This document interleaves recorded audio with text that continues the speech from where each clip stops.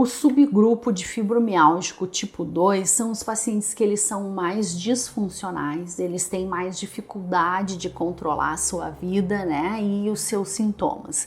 Então esses são os pacientes onde geralmente eles já estão afastados do trabalho, né, eles já não conseguem mais trabalhar em função da fibromialgia, então por isso a questão de ser mais disfuncional, né, eles não conseguem levar as suas atividades laborais adiante. Para as pessoas que têm atividade laboral em casa, porque sim, né, ser dona de casa é um trabalho, também vão se deparar com questões de relatos, né, para nós de que eles já não conseguem mais fazer o que eles faziam antes em casa. Então esses são os pacientes que sofrem mais de problemas emocionais. O paciente senta na tua frente, é visível pela face dele, pela postura como ele senta, que ele é uma pessoa mais triste, mais deprimida, né? Ele tem uma dificuldade, um enfrentamento negativo em relação à sua doença, né? Ele não é aquele paciente que tem a esperança de que ele possa vir a melhorar. Por mais que a gente saiba que a fibromialgia ainda não tem cura, a gente sabe o quanto a gente pode dar melhor qualidade de vida para esses pacientes. Mas o paciente fibromialgico do tipo 2 são os mais difíceis de serem trabalhados, porque ele já vem para ti com a carga de eu acho que isso que a gente vai fazer não vai dar certo, né?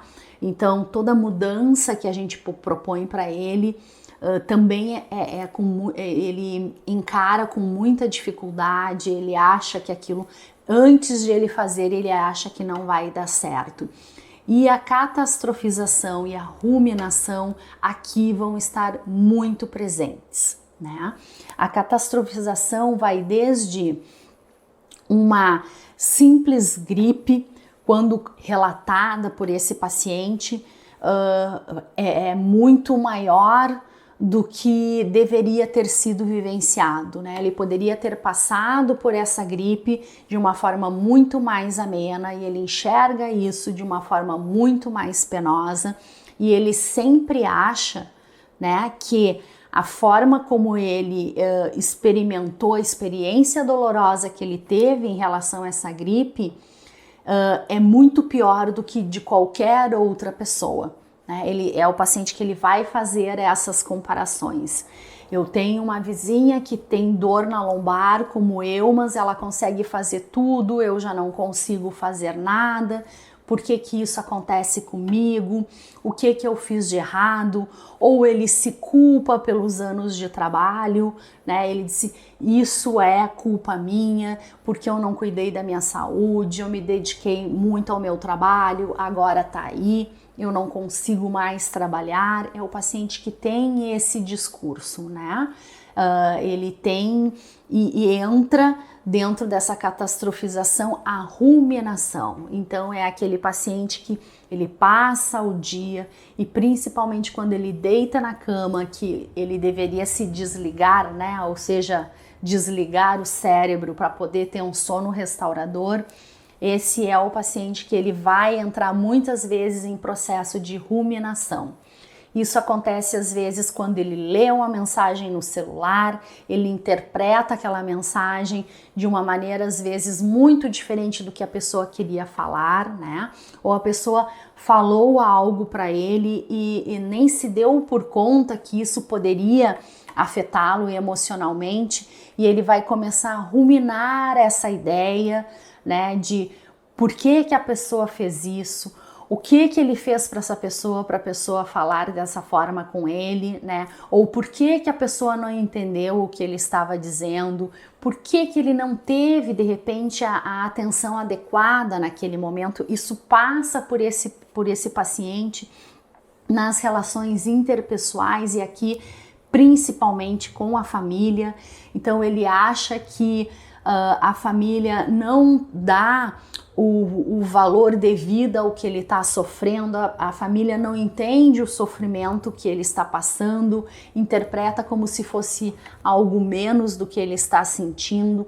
Então, as relações familiares começam, principalmente com esses pacientes, a ficarem muito afetadas, né? E esse processo de ruminação muitas vezes acaba interferindo nos laços familiares. Então a rede de apoio desse paciente vai reduzindo, muitas vezes por uma má interpretação dele em relação à atitude das pessoas, né? E a falta de conhecimento das pessoas na maneira como esse paciente se comporta, né? Então sim, é preciso ter mais cuidado, é preciso ter mais atenção, preciso ter mais paciência com esse paciente, né?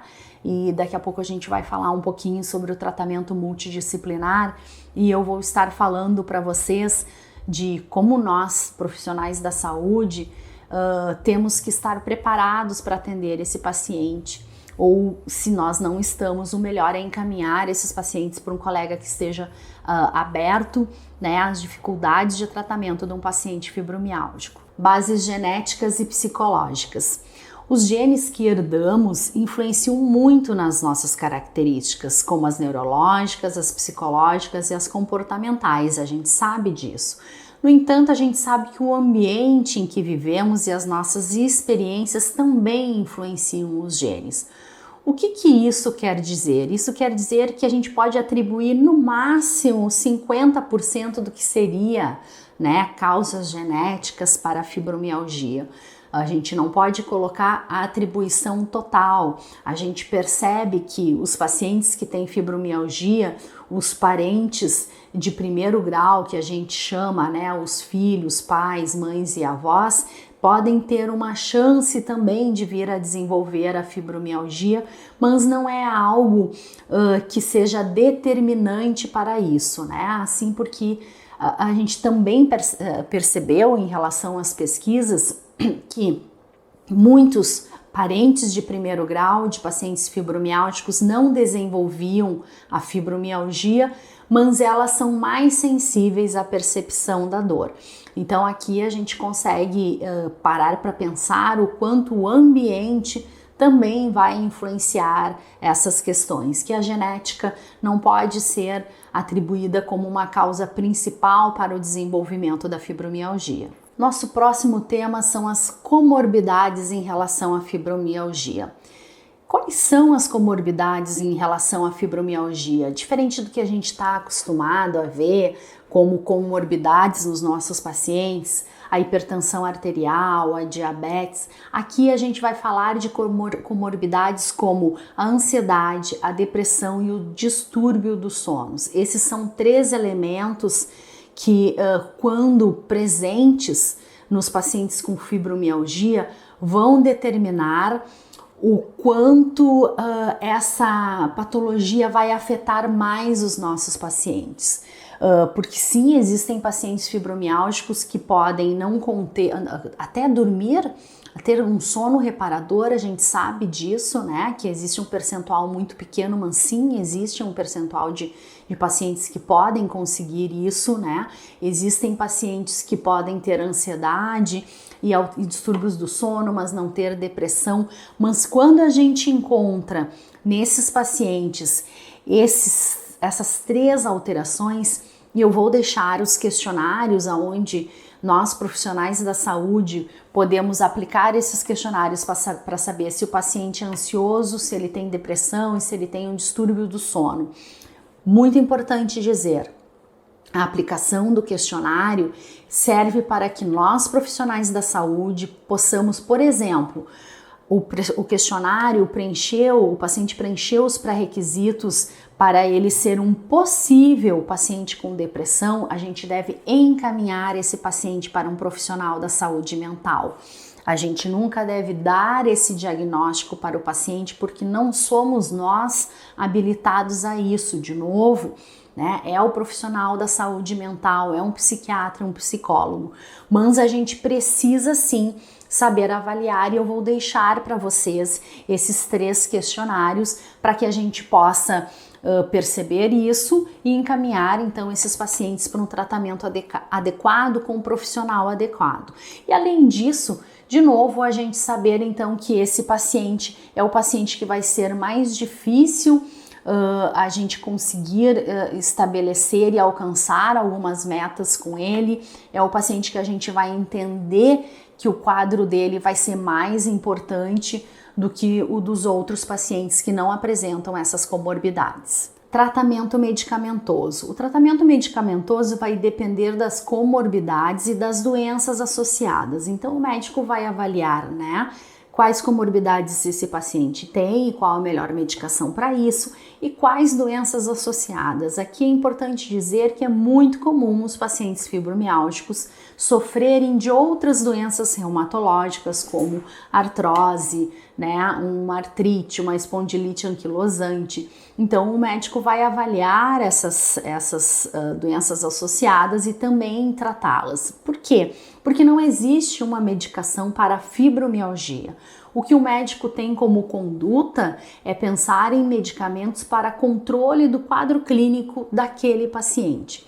O que a gente sabe é que as principais drogas utilizadas são os analgésicos, antidepressivos e anticonvulsivantes, que uma única droga não é resolutiva para o paciente e que não se recomenda o tratamento farmacológico isolado, ou seja, tratar o paciente apenas com medicação, né? O paciente ele vai precisar de outros tratamentos, mas é uma conduta médica a ser avaliada exclusivamente pelo médico. O tratamento medicamentoso será eficaz se ele ajudar a controlar a dor localizada, que pode ser um gatilho para dor generalizada, se ele diminuir o impacto afetivo da dor, se ele diminui a condução de estímulos dolorosos ao cérebro, né? E se eles promovem um sono de boa qualidade. Aí sim, né, a gente vai ter aí uma medicação efetiva para os nossos pacientes com fibromialgia. O nosso próximo tema é tratamento multidisciplinar. O que a gente sabe em relação à fibromialgia e é consenso no tratamento da fibromialgia? O tratamento deve ser multidisciplinar, ou seja, por vários profissionais da saúde. E aqui a gente tem que incluir os médicos para o controle da dor, para os distúrbios de ansiedade e depressão, para melhorar a qualidade do sono. A gente vai ter que contar sim com o apoio de nutricionistas. Muito importante, a questão alimentar hoje em dia cada vez mais é importante em relação ao controle da dor na fibromialgia. A gente vai precisar contar com psiquiatras, com psicólogos, para que seja feito um trabalho a nível de saúde mental, porque a gente sabe o quanto a saúde mental acaba influenciando na qualidade de vida desses pacientes, nos sintomas físicos que nós, né, clínicos, percebemos quando um paciente está em tratamento conosco. A gente vai precisar sim de fisioterapeutas, a gente vai precisar sim de educadores físicos, a gente vai precisar sim de dentistas especializados em dor orofacial. É muito comum os pacientes terem disfunção da articulação temporomandibular, que de terem dor orofacial, a gente vai ter que integrar o tratamento ao tratamento do dentista. Então aqui é necessário essa visão e a gente já percebe e já começa a pensar no grau de dificuldade desses pacientes para ter acesso a esses profissionais. Quando a gente fala de tratamento multidisciplinar, a gente está falando de um alto custo financeiro para esse paciente.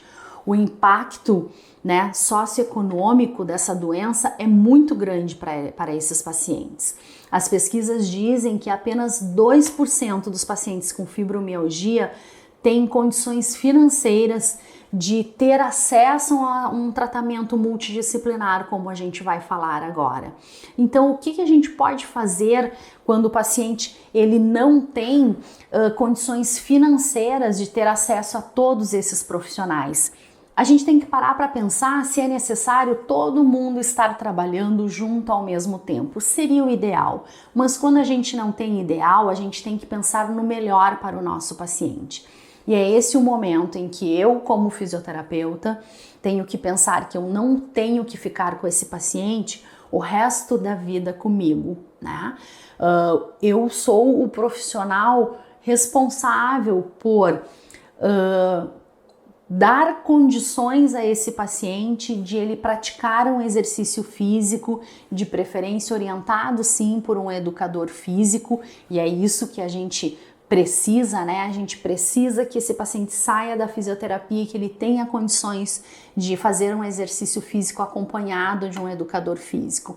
Por isso que é tão importante o educador físico entender sobre dor, porque ele vai ter que trabalhar com esse aluno/paciente de uma forma muito diferente do que ele está acostumado e para o que ele foi formado. Mas nós precisamos que esse paciente seja fisicamente ativo. Como fisioterapeuta, eu posso estabelecer um plano de tratamento para o meu paciente e depois de um determinado momento onde eu percebo que ele teve ganhos funcionais, eu posso abrir mão do meu tratamento para ele, por exemplo, fazer um tratamento com uma nutricionista, né? Que ele faça um tratamento de um profissional da saúde mental. É muito comum o paciente ir ao médico e o médico, a primeira indicação que ele faz para o paciente fibromialgico é de ele fazer fisioterapia. Mas que sucesso, que resultado eu terei na fisioterapia quando eu encontro um paciente que tem depressão, que tem questões de saúde mental muito mais importante do que as questões físicas. E é nesse momento que eu preciso estabelecer uma aliança, uma relação, né, paciente-terapeuta, mas com uma aliança terapêutica muito forte. E isso às vezes não é na primeira sessão, então é por isso que às vezes eu inicio o tratamento desse paciente até o momento que eu preciso dizer para ele, eu preciso mostrar para ele que ele precisa nesse momento de um profissional da saúde mental. Se ele não tem condições financeiras para fazer o tratamento de fisioterapia concomitante ao tratamento de um profissional da saúde mental, eu preciso fazer o paciente entender que nesse momento ele precisa parar com o tratamento fisioterapêutico para fazer um acompanhamento com um profissional da saúde mental. Para fazer isso, eu preciso que esse paciente tenha confiança no meu trabalho e ele entenda que ele não vai piorar os seus sintomas enquanto ele estiver em tratamento com um profissional da saúde mental. Por quê? Porque como fisioterapeuta eu dei condições para esse paciente de ele fazer a gestão da sua dor. Isso a gente vai falar agora do tratamento multiprofissional, da questão da importância do paciente ter autonomia no seu cuidado.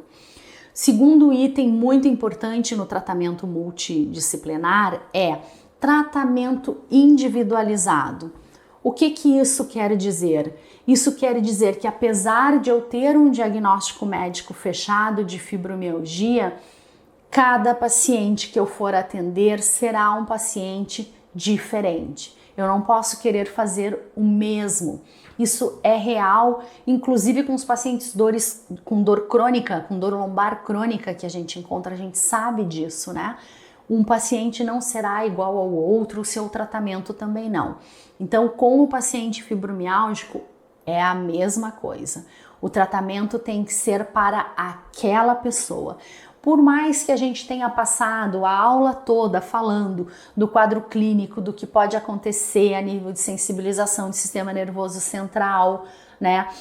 Esses dois subgrupos que eu trouxe para vocês, que vem desse livro que eu vou deixar indicado, a gente consiga separar um pouco, são características, né? Mas o tratamento precisa ser individual, eu preciso atender às necessidades daquele paciente que está ali na minha frente e que vai ser completamente diferente do próximo paciente com fibromialgia.